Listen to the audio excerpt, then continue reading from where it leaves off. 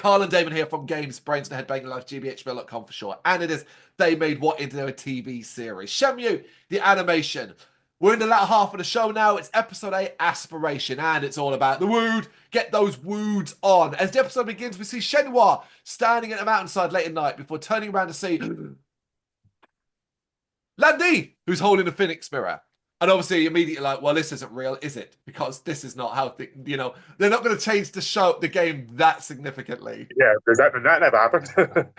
We hear thunder, and then Rio wakes up, revealing it's another dream. I know we never really delve into Rio's thoughts around his dreams, but like, I get like dreaming of Landy. Like, I'd be like, yeah, like I'm obsessed with this guy, right? But I'd be like, who's this chick I'm dreaming of? Right? Like, I would start to think I was Neo. I would start to think, right, I'm dreaming of Landy. Everyone's talking about prophecies. I'm dreaming of this girl. I'd be like, I'm totally the one. Like, I am special. When he meets her, he just goes, "Oh, by the way, I've been dreaming about you," because they're a bit weird, weren't they? Mention. Do you know what I mean? It's like he just forgets it. Because I'd be dead already in Hong Kong because I'd be walking around going, "I'm the one. I'm the one." Stabbed in the back. No, it turns out I'm not that much of the one. Obviously, Rio's now staying at the temple and is greeted by Fang Mei, who formally introduces herself as Xiong's assistant. Obviously, she was introduced in the last episode, but now we get that she's her assistant. A point in the scene, we already know that. Like, this is where the show, I don't get it. It's obsessed with, goddamn, having like, oh, well, Rio needs to know this. But like, does he? You could skip that scene, just have Rio know it, because we already know it. She passes on a message that he's to come to the library. We then cut to Rio at the library, and the master explains, I actually thought, I panicked here. I was like, oh my God, they're actually going to do it. Because she's like, you're going to have to carry all the books outside to be aired out. And I was like, no way, has this show already run out of stuff to do that they're now about to show me the most boring, terrible task the game made you do, which is the airing out of the bloody books. That's still the worst part of Shenmue 2. Do you agree? Yep. 2 hours every flipping day. Rio kind of wants to know more about Zhu Yanda, but she's like, nope, I gave you a place to stay. I'm not going to talk about nothing else. And yeah, I got annoyed here because I realized this is what the show's going to do. It's going to drag all of this out. Don't get me wrong, there's elements from the game. And I know we have to do it, but this is why it's too long to show overall. Because she's saying no, and I'm like, yeah, by the end of the episode, you're going to be saying yes for some reason. You literally went from, I won't help you, to, you're now staying with me. That is a different thing. He was clearly staying somewhere else. Why did you feel the need to have to put him up? Like, it's stupid, right? I mean, I know it's obviously testing his patience, to keep obviously his patience and stuff like that. But I'm guessing through episodes, it's obviously been a few days, or it's been like a week or something. So they try to, but obviously it doesn't tell you the time frame. But of course, that's what I've been doing. Yeah. For the record, they're testing my fucking patience as well, Damon. That's the problem. I ain't the one carrying books outside because Rio has to help do that. But we do get a nice little scene here where they kind of gets to know Fang Mei a little better. There's a scene in the library with the ladder, and she kind of tells him that you got to be more careful with the books, and that like, I'll help you out and stuff like that. Honestly, it's nice, but it's also like, why is it here again? They would hate me in the game, and the amount of times I fucking dropped those books and the geezer and just fucking moaned at me. Yeah, because I didn't care. It was boring. We then cut to Joe asking about Rio's whereabouts at the guest house, and all Former says that he left. But in a totally changed from the game that I'm like, no, that's not fair. Apparently paid his bill in full. Bullshit, bruv. Never paid. Yeah. Joy wonders where he might be staying. Back at the temple library, Rio and Fang Mei have finished taking the books outside. Thankfully, folks, they do just kind of cut it. They do just cut to them taking them outside, and they're airing out in the garden. Rio is less than happy to find out that he's going to have to do this every day for a week. And I was like, yes, bruv. I know. I actually think the show writers have done this as a joke now. They know how stupid it was in the game, and they're doing it as a joke. And Rio's frustration is this whole, I think it's stupid, but I can understand it in real terms. If a trainee pupil was being trained by their master, it's a brilliant lesson to learn. So I can understand real life, but in gameplay, it was flipping annoying. Well, I agree with what you're saying there, is that I totally get it. We've seen this stuff on martial artists. It's Karate Kid stuff. Yeah, Paint the yeah. fence, wax on, wax off, all of that stuff. It's designed, it's about discipline, patience, all of that stuff, right? But it doesn't make it any less crap to watch or do. And Rio kind of, and what annoys me is that Rio at this point, having learned two woods and learns lessons about them, doesn't get, can't stop for a moment and think this is probably going to be a wooed lesson as well. It annoys me because he's like, why is she making me do this? I'm going back to my room. I'm like, oh my God, Yeah. have you not picked up anything? I mean, it's pretty obvious too. I mean, surely it's like he can work out. He can work out what the rude are. I mean, at this point, I was. It's like we're defending, we're being calm and patient. It's like you can work out what she's trying to teach you because he's an arrogant teenager. I don't know. It just doesn't work though, right? Because he's learned so much Yeah. already and he's come so far that I can't believe he can't work out that this is a test in some way or another. Yeah. Fang Mei defends her master and reminds him that, look, she's doing you a favor by letting you stay here. And I was like, but you had a guest, or whatever. Anyway, she tells him, come back at 3 p.m. so we take the books inside. And he leaves. On his way to the temple, he runs into Hanhua. He expresses frustration there about doing chores and wasting his time. And Hanhua says, calm down. Reminds him that you should be learning the wound and following their teachers. And that is likely what Ziyang wants him to achieve. No shit. Why? Oh, you know what? We're going to keep getting stuck on Rio being an idiot, but do you know what I mean? Yes. Yeah. Rio now remembers the two wounds he's learned so far. I was like, what do you mean? Why is he having a momentary memory? What, he's forgotten them already? Did he not write them He had down in to a book or something? he had to check his little notepad. And this is the point in the game where the notepad opens and it Yeah. shows you the two words. So Yeah. Let's just remind everybody we've got Gon, which is to train yourself every day without neglect, and G to keep your heart free from conceit and never use force to blindly or flaunt your technique. And Rio realizes, look, well, I'm just going to go find more martial arts to learn the remaining wound. So he wanders the street and remembers he needs to be back at the temple by 3 p.m. And because he's running late, he starts to run and doesn't see an old woman that he ends up bumping into and knocking her box. He catches the box, but is met with an angry tirade from the old woman that he'll be paying if anything is broken. She then realizes that she recognizes him as the tourist that came to the Yanten apartments the other day. So this is kind of a connection to this character. And the two proceed to go to a cafe called Hong Kong Tea Shop, which is actually from the game. You went from being, I need to get back in the temple to I'm going to go have tea with this woman. All right. yep. The old woman greets you, and you know immediately where this is going. It's because, like, this is going to be similar to, like, meeting someone in the original Shenmue where, like, they're going to be revealed to know something about what you need. Of course, yeah.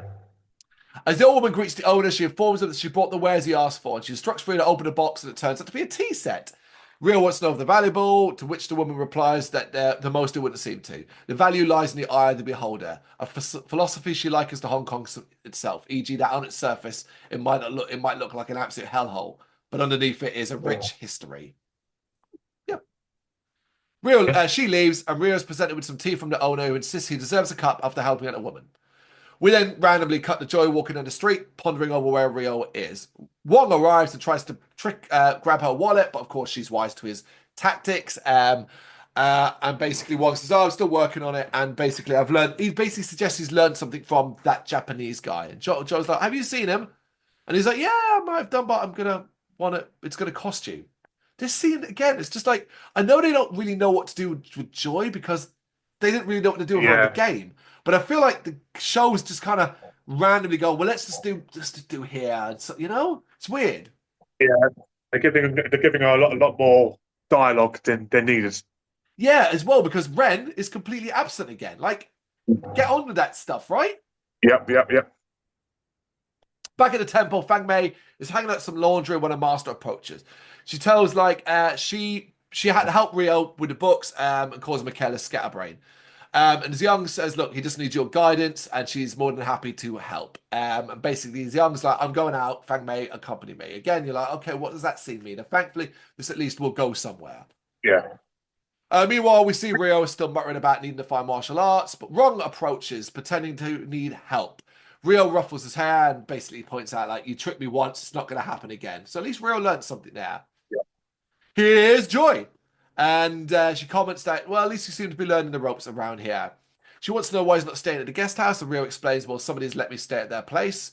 But before Joy can learn anything else, the conversation shifts to Wong as he comes up with a new trying to come up with a new pickpocketing technique. Joe asks Rio what he's been up to, and he tells him that he's still looking for martial arts. And Wong mentions he's seen a woman practicing in Pigeon Park. Of course he has. Of course he has. Yeah. All three go to the park to investigate, and they do see one woman practicing a technique. She notices Rio watching and basically wants to spar with him. It's one of those come fight me things.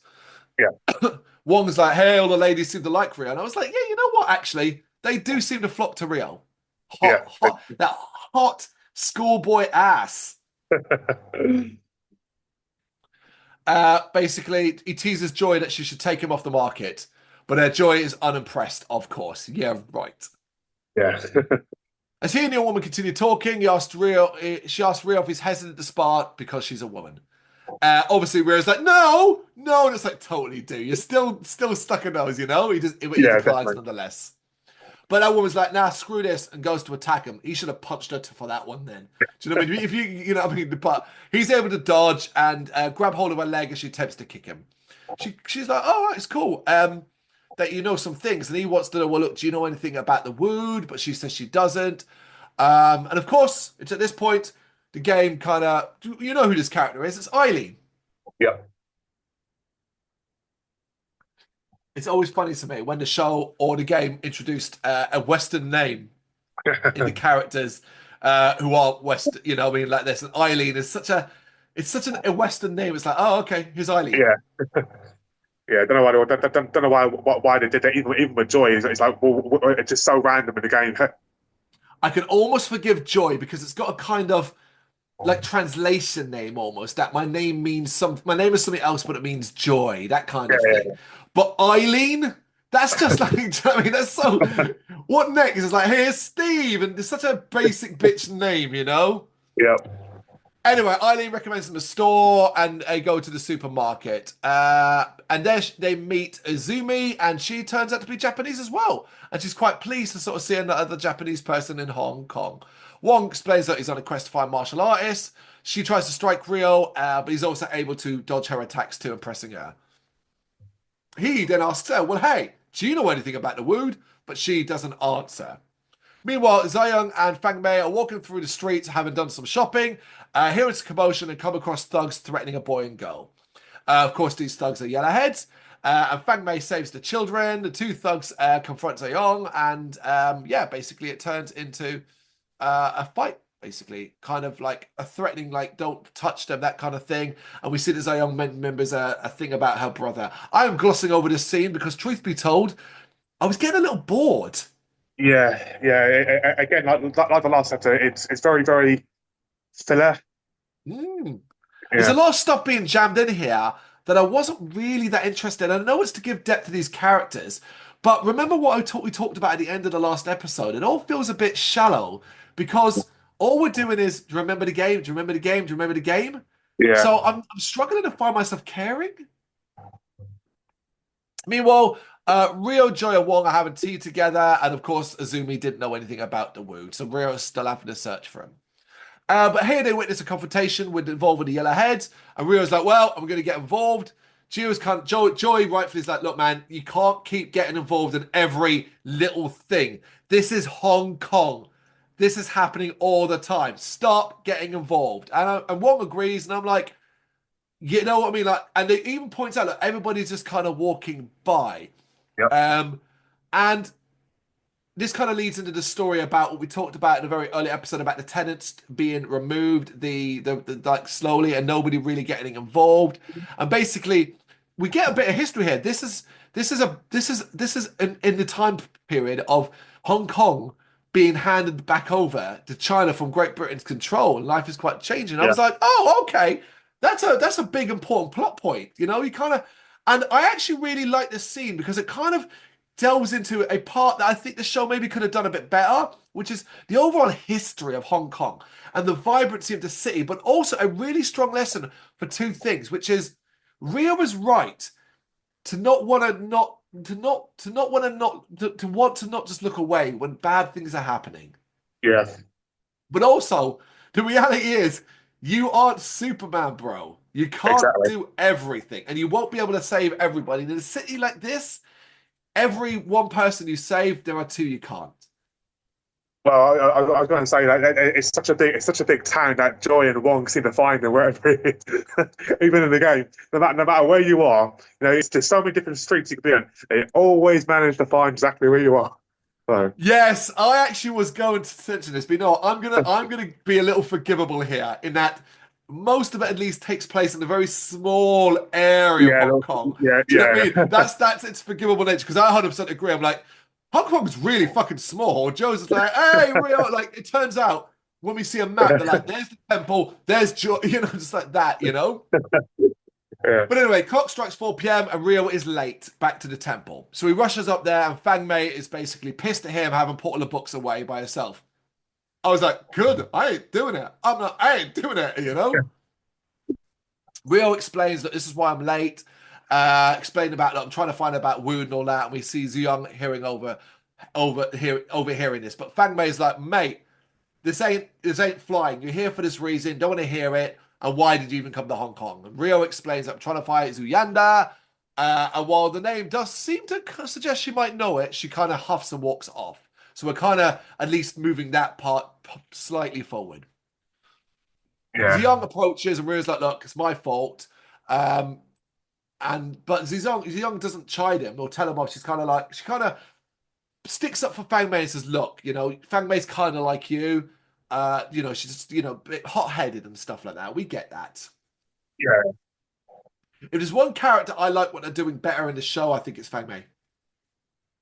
Yes, 100%. Meanwhile, back to Joy and Wong, who are still at the calf, and Joy notices her daughter rush to her father in the street outside, which seems to make her emotional.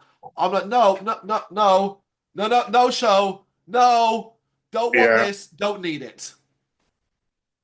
nope. One wants to know why she's helping Rio, and she's like, I don't really know. And the two then overhear a conversation between another customer and her owner about the eviction troubles, where the owner mentions there's a martial artist standing up for the tenants and keeping things under control in the South Carmaine quarter, and that she lives at the Yanting apartments. And Joy and Wong are like, oh, we can use this information for Rio. Yeah, it's a scene that's just getting more information for Rio later on. Yeah. But yeah, I just Yeah, do so not want. I do not want Joy father issues. I don't want them. yeah, I mean, I'm okay with giving out a bit more of a backstory. They should have done it with Tom in the first game. Weird, right? Uh, They Yeah, didn't do yeah, shit more for those characters in the first game, right? Weird. exactly. But we don't need the father issues. But I'm okay with them explaining how, because obviously in the game, Rio he bumps into the martial art in the Antan apartments again.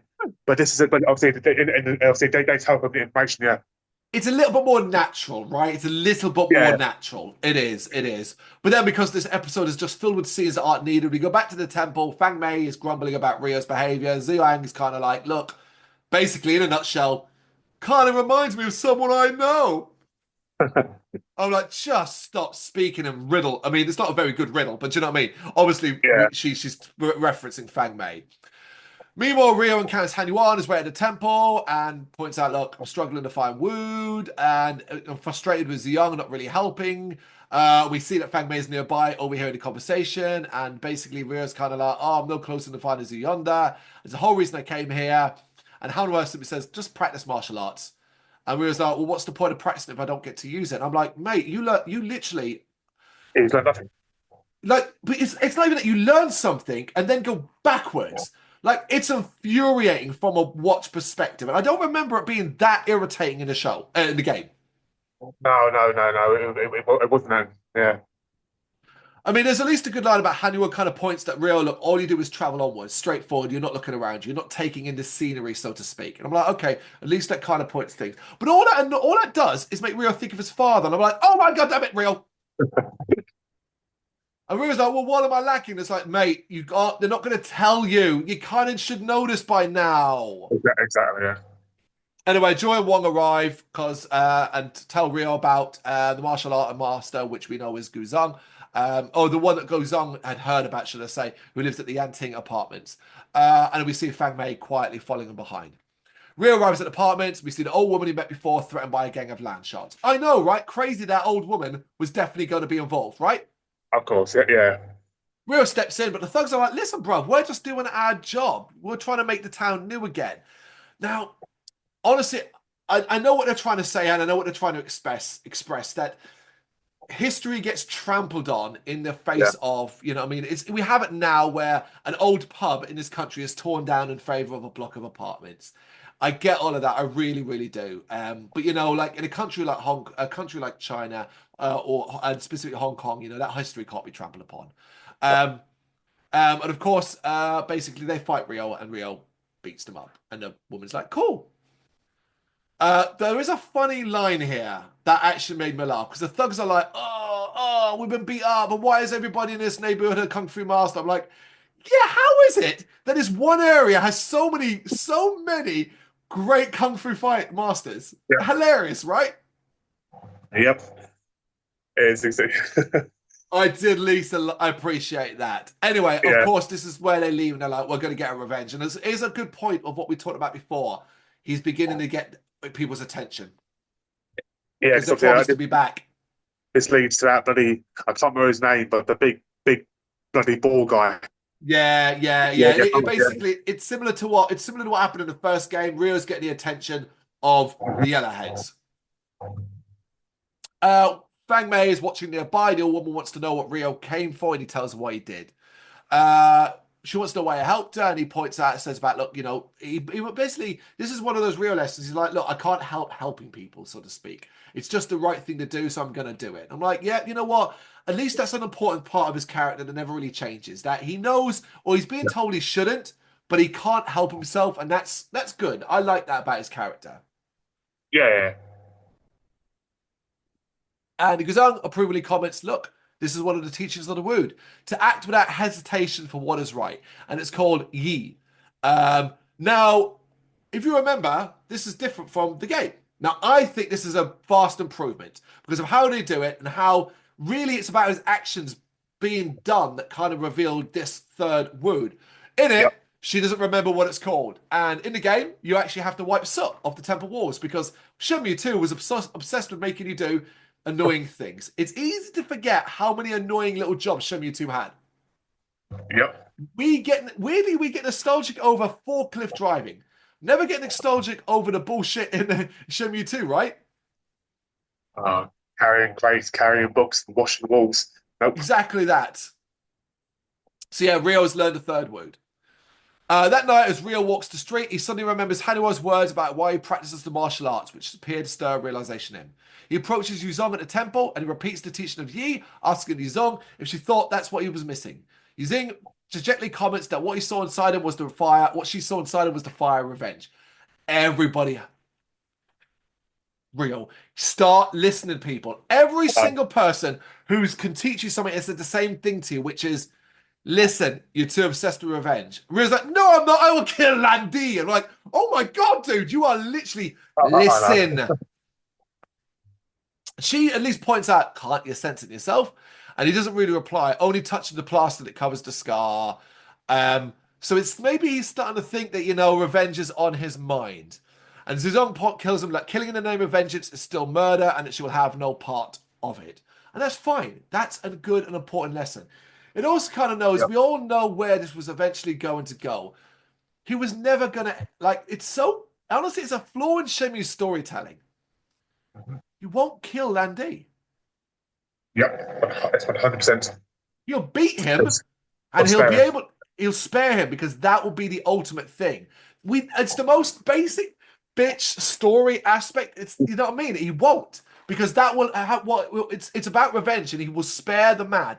And he might even use the words, I forgive you. Yeah, because I mean, the one thing that Rio hasn't realized is that Rio father killed Landy's father. There is a point. It's revenge begets revenge. Weirdly, it's weird timing, but right now we are doing Last of Us season 2, which is telling us a revenge story. Now, without I might as well do it here. Right? Obviously, if you know the game from The Last of Us Part 2, you'll know that Ellie will find forgiveness is also a part of that show, and that Abby's end isn't what you think it isn't, and that's a tale as old as time, to quote Mrs. Potts from Beauty and the Beast. It's but it's an important lesson, and I'm always fine with it. And I think it works in Shenmue because you can also always do, if you really want to have a bad guy get comeuppance, you can always do that thing as well where I won't kill you, I spare you, I forgive you. And when you turn your back, well, it's Shang Tsung, Mortal Kombat, beaten, and you can always kind of then get force the protagonist's hand in a way, kind of thing, you know. But anyway, yeah, I'm happy with all of this. But I am still annoyed with Rio, who wanders the fucking streets and still does not realize he's learned 3 out of 4 of the wound by just not really... Mate, there's a clue there. Maybe it's all working out. They didn't just accidentally learn 1. 3 of them, Rio. 3 of them. Anyway, following this, Rio finds Fang Mei in the temple, who he apologizes to earlier, and even she's kind of like, look, I'm sorry too. They've kind of learned a bit more about each other here. She then mentions that she's seen the names of Yanda before on a book in the temple's library. And the episode ends with Rio finding that book, and that gives him new hope and determination. And no doubt the next episode he will forget all the lessons he learned in this one too as well. This was... I struggled with this episode, Damon. I really did. It felt like, honestly, I'm getting really bored of just not really anything happening. And it just being like, do you remember this from the game? Do you remember this from the game? Do you remember this from the game? I feel like episode 7 Future and episode 8 Aspiration could have been put together, shortened down and put together.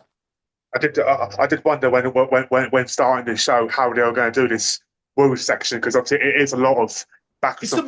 It's the majority of Shenmue 2. Yeah, exactly.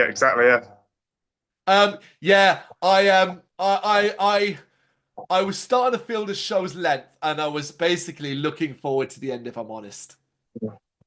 But it does get a little bit tighter going forward, thankfully, people. So that was episode 8 Aspirations. You got any thoughts you want to share with us? Know what to do? Let us know in the comments. Thank you very much for watching. If you've enjoyed what you've seen, please consider hitting that like and subscribe button. It does help us out. You can find us at gbhbl.com and across all social media platforms. And if you really want to give us a bit of extra support, please consider buying us a cup of coffee over on our coffee page. Thank you.